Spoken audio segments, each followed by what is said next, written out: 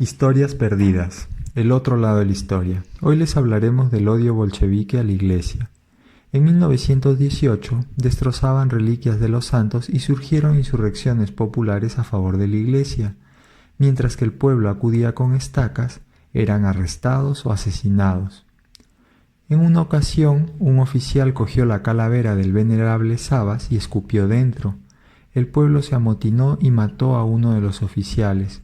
Cuando todos fueron llevados ante el tribunal, los oficiales negaron el sacrilegio y se encerró a los frailes.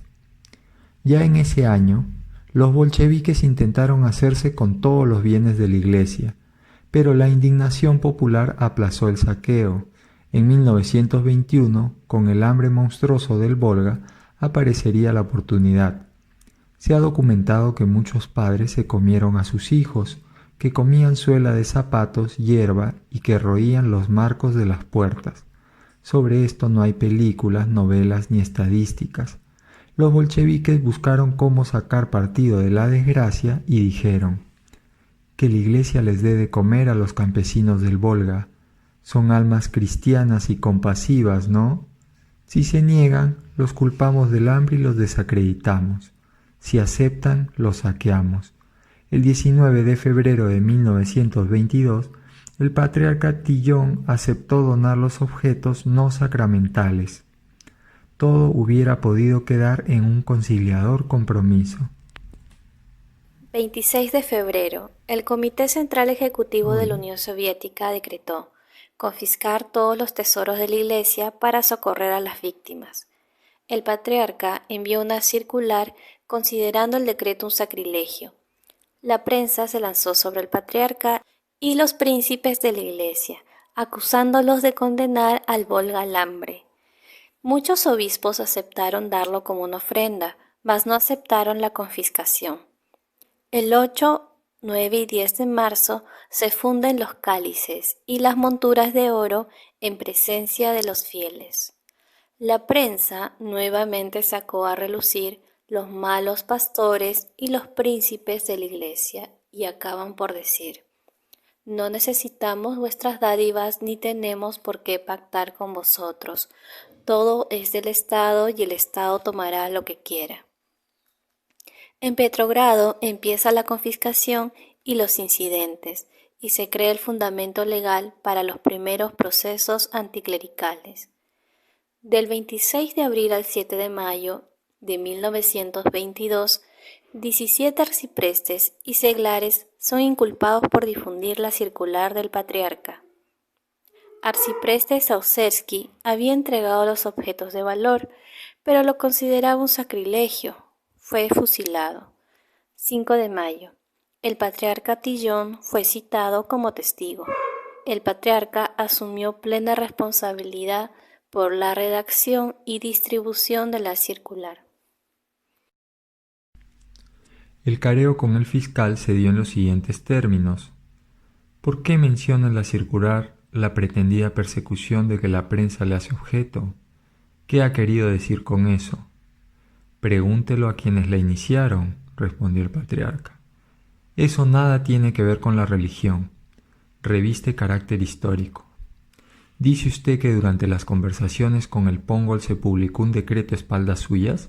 Sí, afirmó el patriarca. Por tanto, ¿opina usted que el gobierno soviético actuó de mala fe? Sí, volvió a afirmar. ¿Considera que lo obligan las actuales leyes del Estado? Sí, las acepto en todo lo que no contradiga los mandamientos de la religión. Otras preguntas retorcidas del fiscal fueron: ¿qué es, a fin de cuentas, lo más importante para usted, el dogma de la Iglesia o la voluntad del gobierno soviético? Está bien, aunque según la Iglesia sea un sacrilegio, ¿dónde queda la misericordia?